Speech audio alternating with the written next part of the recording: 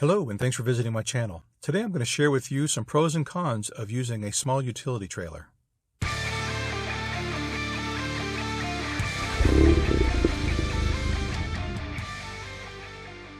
I've been a small car man for almost as long as I can remember. I've only ever once owned a sport utility vehicle way back in the 1990s, and I didn't keep it for very long.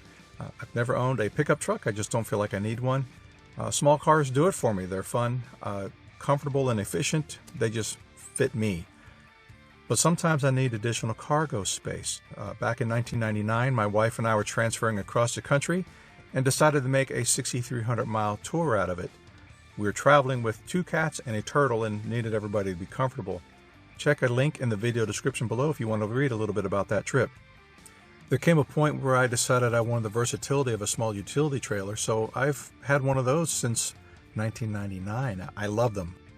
What I'm going to do here is I'm going to share some pros and cons of using a small utility trailer and let you decide for yourself if having one is right for you. I have owned a 4x6 and also a 3.5x5.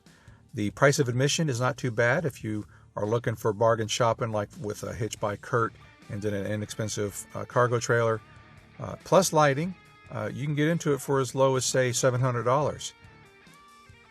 I have a more expensive hitch, and my cargo trailer, I got a pretty deep discount on it, and so my combination was $800, which is still less expensive than the rooftop carrier option that I had chosen. The pros and cons. Wow, a big pro is once you have a trailer, you'll use it for everything. There seems to be no limit to what I can transport. Obviously, it's a small trailer, so I'm not going to haul a riding lawnmower or a big tractor or anything in it. But if I'm just hauling junk to the dump or something that I did some shopping for, potting soil and things like that, yeah, the versatility is all there. And it's very fast to hook up. Lately, I've been doing work on my house, and so my hitch, receiver, and ball are permanently mounted. It's on the car right now. I do take them off, but right now I'm doing a lot of work. And so if I want to run the Lowe's real fast and pick something up, I can have a trailer mounted, locked down, and the lights tested and rolling out of the driveway in about 2 minutes. And that's not an exaggeration. It's super fast and easy. You can carry bulky items in it that won't fit in a cargo box or on a hitch-mounted cargo carrier, and so that's always a good thing.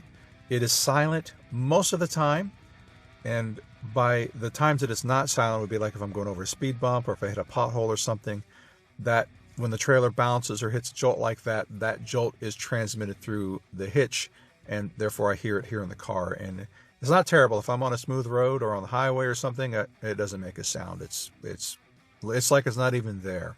It has the highest capacity of them all.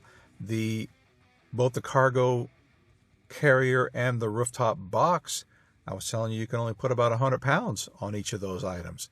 And then you're limited in the shape and size. But with a trailer, the trailer's allowed to carry 1,700 pounds. I wouldn't tow that, and I'll tell you why here in a minute. But let's say you need to move 1,000 pounds, piece of cake. So can't do that with the other two options. With a hitch-mounted cargo rack, all of that weight is being cantilevered against your back tires and suspension, giving it a workout potentially. But with a trailer, 90% of its weight is being carried by dedicated axle, springs, and tires, and so that just doesn't even make it onto your car. So if I'm pulling 1,000 pounds, only 100 pounds of it is on the back of the car, which is kind of like putting 100 pounds in the trunk. It's nothing. So it takes a lot of wear and tear off my car. Sure, it's pulling around an extra 300 pounds for the weight of the trailer, but that just really doesn't amount to very much. It's like having a couple of friends in the car with you, I suppose. The trailer also offers the widest variety of load possibilities. I should have really stuck that together with the highest capacity, highest weight, all the other stuff. I can't get over how versatile it is to have a trailer at your immediate disposal. It is easy to load and unload because it has a low floor. I support bicycle events, and one of the guys has a big pickup truck and thinks that I should have one too. But when I watch him unload things from his truck, that pickup truck bed is 3.5 feet up from the ground, and he's got to crawl up over his big bumpers and stuff to get in and out of the back of it to reach something. I just walk around the trailer and pick it up and I'm done. It's very easy to load and unload. The security is good if you take extra precautions. I've built a box for mine, and if I wanted to, I could screw the lid shut. I could make the box very secure. Enough time, privacy, and tools, anything can be stolen, but by having a box back there, I'm concealing my load, and so most people don't even know if there's anything in it that's worth stealing, much less taking the time to open it up and steal whatever's inside. And obviously a trailer hitch, because it's sitting on the ball, nothing's touching my paint or scratching the car, so it's been a good move. No damage to the car whatsoever. The cons. A trailer has the longest list of cons because it's a vehicle and it has its own needs. For example, the hubs. You've got to do annual maintenance on the hubs if you're being a responsible owner anyhow.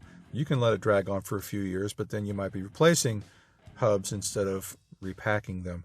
So I pack the hubs every spring or every fall. It just depends on what I feel like. Paint upkeep. Inexpensive trailers at our price point almost always have rust on them straight off the parking lot when you buy them. And so you just have to go home and knock that off with a wire brush and then hit it with some spray paint. Not a big deal. And you need to inspect your lights to make sure your lights work. I hate being on the road with people whose trailer lights aren't working properly, or maybe one's blinking the wrong way, or they're not on at all. They're just driving with a dark trailer behind them in the dark. You got to check your lights and be responsible. Usually when something's wrong, it's aground.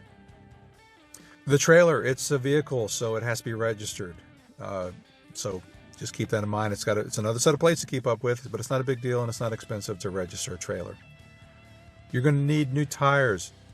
I can replace my tires and wheels for under $200. And if I'm buying just tires, then we're talking about $100 plus mounting and balancing. Backing the trailer requires some practice. You can't just throw it in reverse and let it go. You got to counter steer at the front of the car to make the back of the trailer point the direction you want it to go. It's not terribly hard. It just takes a little bit of practice, especially with a small trailer. A small trailer has a very short distance from the hitch pin to the axle, and the shorter that is, the faster the trailer will jackknife on you when you are maneuvering. So go slow and stay ahead of where the trailer is doing. Your backup camera is useless at this point, so either use your mirrors or turn your head and look over your shoulder if you can see your trailer out the back of the car. Speed restrictions. Look ahead at the laws in your state or where you plan to travel to know if there is a speed restriction placed on trailers. Likewise, brakes. Each state has a different requirement for brakes. These tiny trailers, especially if you stick to 1,000 pounds or less, you're never going to need brakes on these things. Most states, they'll start looking for you to get brakes once you hit 3,500 pounds, and I would never tow that much in this car anyway. So even 1,500 pounds, no requirement for brakes, I think, in all states. But check ahead. Parking could be a challenge, depending on where you like to stop.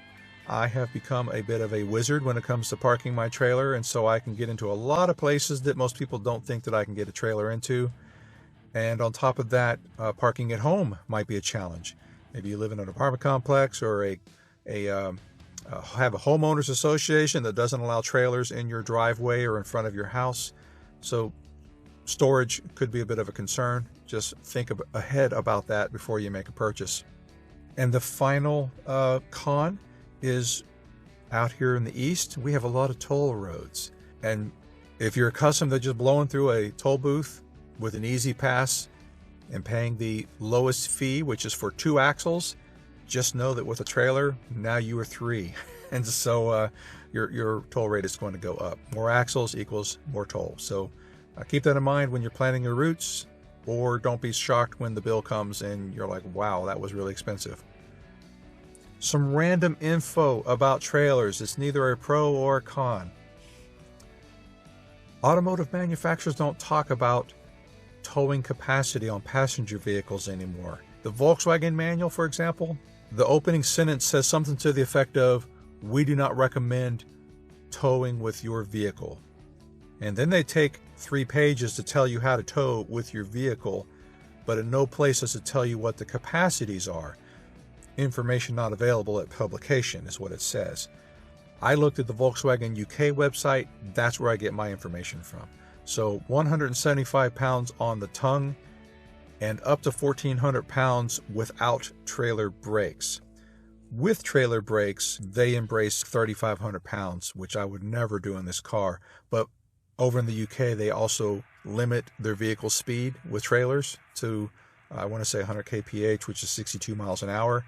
And they also go with a lower percentage of weight on the tongue. Here in America, we like to go with 10 to 50%. Over there, I think they go with 5. And so that can make the trailer a little bit more tail happy, but because they also drive slower speeds over there, it's just as safe. When you load the trailer, you want the majority of your weight over the axle. So heavy items, load them first and get them over the axle, and then manage the rest of the cargo so that the weight of your tongue is approximately 10% or maybe even as much as 15% of the trailer's total weight. So on a 1,000-pound trailer, it's easy, 100 pounds. Maybe 150 depending on how you're loading everything out. I'd like to have a little bit more weight on the tongue because it just makes a trailer more stable, but don't overdo it. It's not hard to do. You don't want to break anything. My little 3.5 by 5 is affectionately referred to as the baby trailer.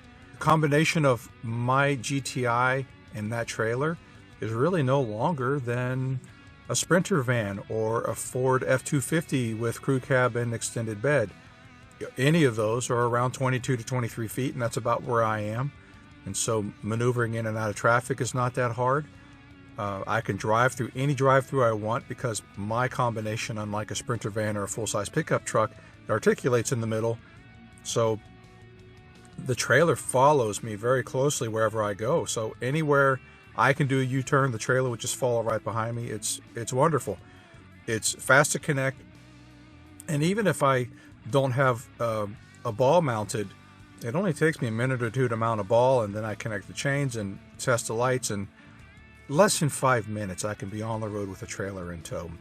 The hitch mount carrier, the only time I use it anymore is to haul bikes. So if I know that I'm going to be riding with somebody else, 2 bikes, that's a planned event right there in itself, and so then I can plan to mount the carrier and then put the bikes on it.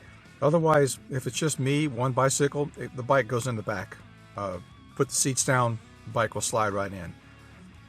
The rooftop cargo box is also a planned event, and so I only use that for specific cases, and I have time to plan. But when it's just a quick, gotta go get something, the baby trailer is it. I love it. This video is actually part of a much larger video in which I compare the rooftop cargo box to a hitch-mounted cargo carrier and a small utility trailer. Pros and cons for all of them. Check the link in the description below if you're interested in watching a wider comparison. That's about all I can think of for a small utility trailer. Feel free to ask questions if you have them. I hope you've learned something. I hope you have explored some new options to think about. You don't need that pickup truck if you don't need it. And I'm not talking about hauling around a 5,000-pound trailer in your Volkswagen. It's perfectly safe, in my opinion, to haul 1,000 pounds, especially if you're the only person in the car. Weigh all of that and make your own decision, obviously. That's a legal disclaimer, I guess. But I've been towing with my Volkswagens for over 20 years, and I've never had a problem, never. So, again, thanks for being here, and click to subscribe if you like what I'm doing, and I'll see you next time. Thank you.